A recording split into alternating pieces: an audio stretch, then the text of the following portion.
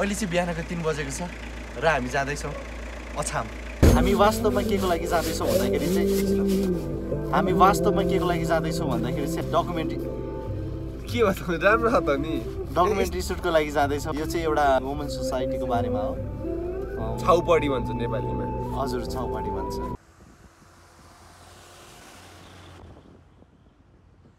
बिहानको 6 बजेको छ र हामी चाहिँ यता चिया खान लागेको छौँ। ल चिया चिया चिया चिया पाक्दैछ। Hello hello good morning. के सोध्नु छ दाजु? Are you excited for the? Yes, I am very much excited Okay. to travel to Assam. That's cool. Yeah. धन्यवाद। जिन्दगी सरर मोटर गाडीमा जिन्दगी सरर मोटर गाडीमा देख्नेले देखी जान्छ बुझ्नेले बुझी जान्छ भेट्नेले भेटी जान्छ नि बुझ्नेले बुझी जान्छ देख्नेले देखी जान्छ भेट्नेले भेटी जान्छ नि। अब हामी धनगढीतिर लाग्दैछौँ। धनगढीतिर लाग्दैछौँ सायद। भोलि बिहान धनगढीबाट 7 बजे फेरि हामी अछामको लागि जाँदैछौँ। हजुर।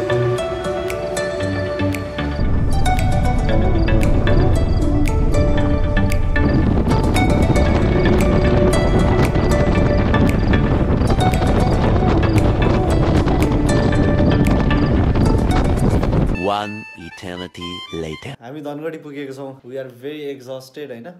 अब चाहिँ हामी खानासाना खान्छौँ र भोलि बिहान सायद 8-9 बजे निस्किन्छौँ होला।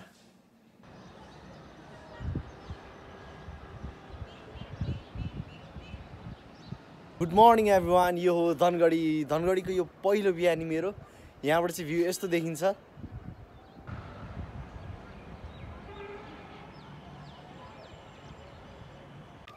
यो ठाउँको एक्ज्याक्ट नाम चाहिँ मलाई थाहा भएन तर धनगढी बस पार्क भनिँदो रहेछ यहाँ। धनगढी त प्रायः गर्मी हुने ठाउँ भनिन्छ होइन तर यहाँ चाहिँ अहिले बिहान चाहिँ एकदम चिसो नै छ होइन। हिजो राति पनि अलिक चिसो नै थियो। यो हेर्दाखेरि चाहिँ यसो हेटौडा जस्तो यसो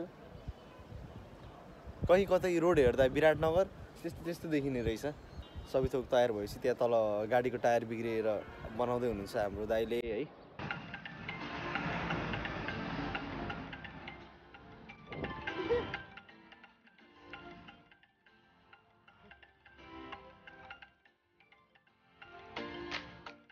भन्दैन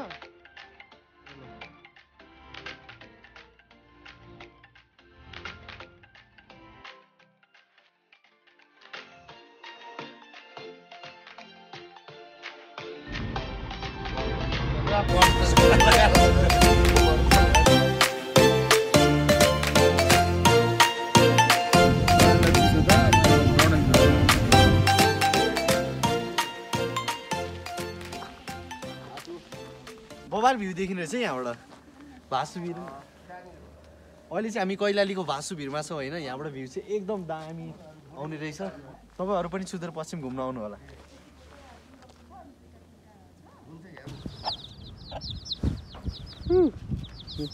मेरो त्यो मम्मीले हेरेन यसो मम्मीले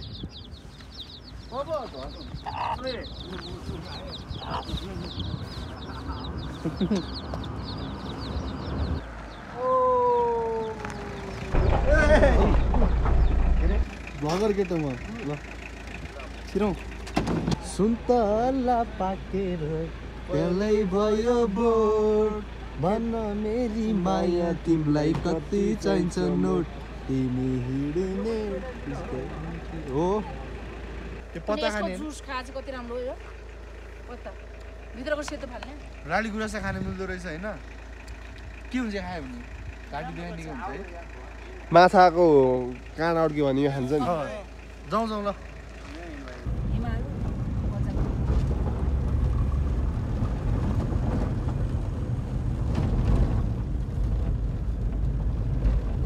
क्यानाडा भन्दा कम छ त सुमन दाइ?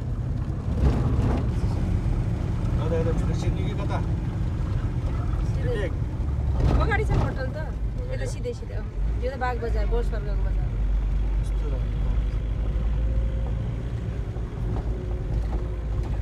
शेरबहादुर देउवा प्रधानमन्त्री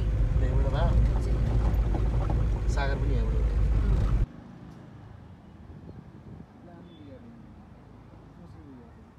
अहिले चाहिँ हामी डडेलधुरा बजारमा आइपुगेको छौँ र जस रमाइलो छ यहाँको वातावरण चाहिँ it's very cold yes absolutely we just had our lunch होइन अनि जस यो हर्न पनि यस्तै बजाएको छ होइन के भन्नु यहाँको अलिकति नोइज पोल्युसन छ अनि मेन कुरो के भन्दाखेरि चाहिँ हामी चाहिँ यो चाहिँ अछाम जाने आधी बाटो मात्र आइपुगेको छौँ हामी चाहिँ यता खाना खानलाई झरेको थियौँ यो चाहिँ हाम्रो डडेलधुरा बजारको बस पार्क है बाग बजार पनि भनिँदो रहेछ यता अभी लाज लाग्यो यार मलाई त लाज लाग्यो पछाडि सबले हेर्दा भन्न अब हामी डडेलधुरा जिल्ला होइन अङ्कल हो रे डडेलधुरा जिल्लै रहेछ आइएम रङ डडेलधुरा जिल्लाको यो चाहिँ डडेलधुरा बजार सदरमुकाम है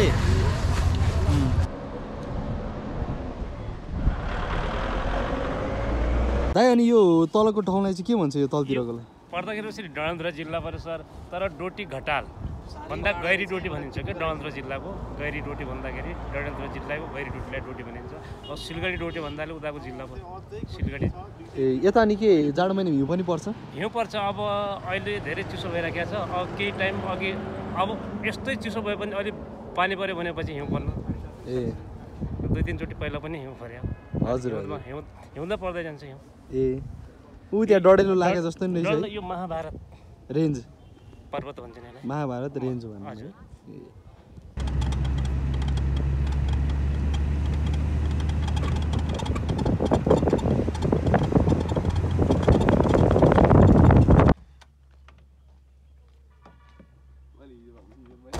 नाचिदेऊ मैच्याङ तिमी डम्फुको तालैमा नाचिदेऊ मैच्याङ तिमी डम्फुको तालैमा यता फर्केर नाच्नु माया तिम्रो आउने सालैमा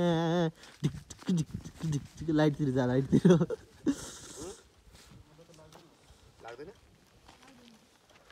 हामी अहिले कहाँ छौँ भन्दै अच्छा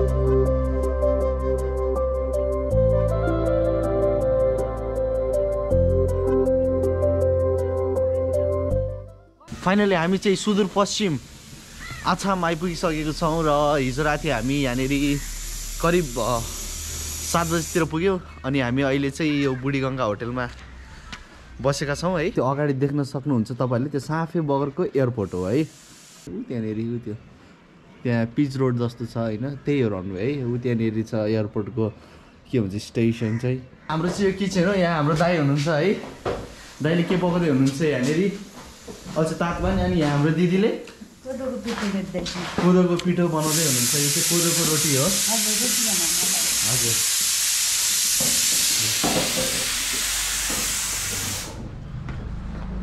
यो कोदोको रोटी तरकारी र साग हाम्रो बिहानको ब्रेकफास्ट साग र तरकारी चोबेर ल्याम्म खाए हुन एकदम लोकल है यहाँको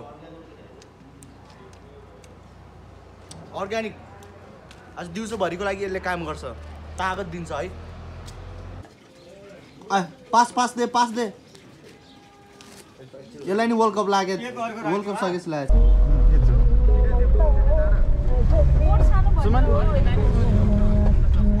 अब के भन्नुहुन्छ अहिले हामी चौरपाटी गइरहेछौँ त्यहाँ चाहिँ हामीले अहिले एउटा यो छाउपडी सम्बन्धी रोडको अवस्था कस्तो छ भनेर हेर्न गइरहेछौँ चौरपाटीको सोकट भन्ने ठाउँ एकदमै भौगोलिक रूपमा विकट यहाँबाट चाहिँ कच्चीमा हिँड्नुपर्छ 2 घन्टा जति अब यो गाडी जान्छ कि जाँदैन भन्ने पनि कन्फ्युजन भइरहेछ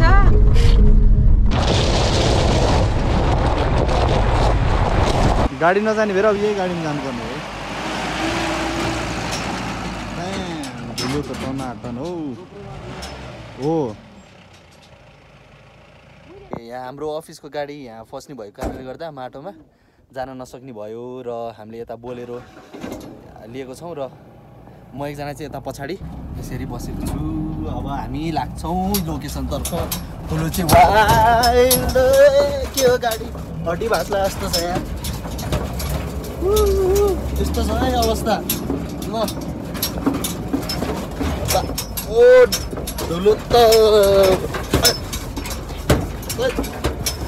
यस्तैमा छ है मजा चाहिँ। एडभेन्चर त अलिअलि हुनै पर्यो।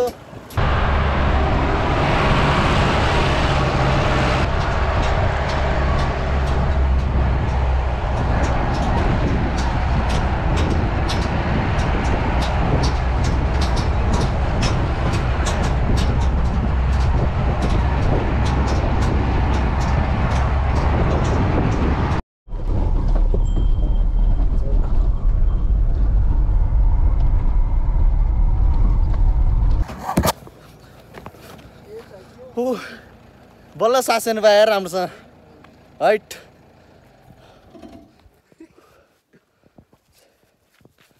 अझै यहाँबाट हामीलाई 12 किलोमिटर लाग्ने रहेछ त्यो लोकेसन पुग्नलाई। ये हानी भिडियोमा दाइ अनि के त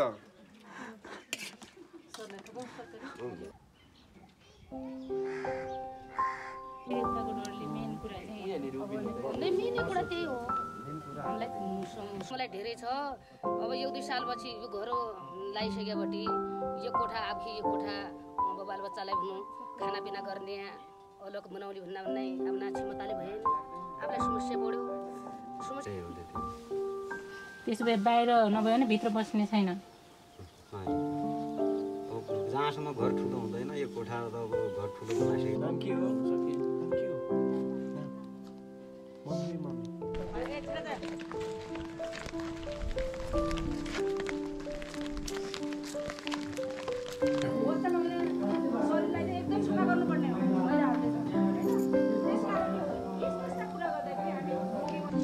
माया त कति लाग्यो हुन्छ हराउनु छाडे अब कति रुयो लागेको छ नि हामी। तर बाध्यता छ किनभने गोरु भैँसा हामीले त धेरै भयो। चप्पल हाल्यौँ परे प्रत्येकका मोबाइल बनाउन मोबाइल हुन्न कहाँबाट ल्याएर चौरपाटी होइन चौरपाटी गाउँपालिका एउटा नम्बर बिरामी हुनुहुन्छ यो भने जस्तो के हुन्छ भनेर मैले सोचेको नत्र केही न केही परिवर्तन गर्ने भन्ने चाहना पनि छ मेरो। एउटा सन्तानको घर हुँदैन भन्ने अझै छ।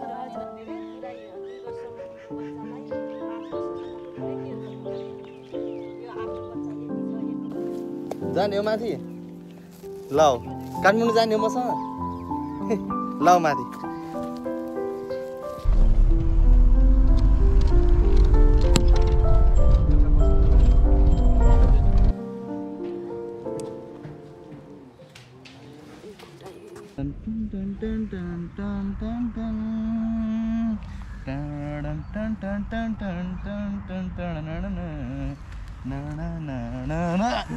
अब जस्ट किडिङ है त्यो चाहिँ होइन।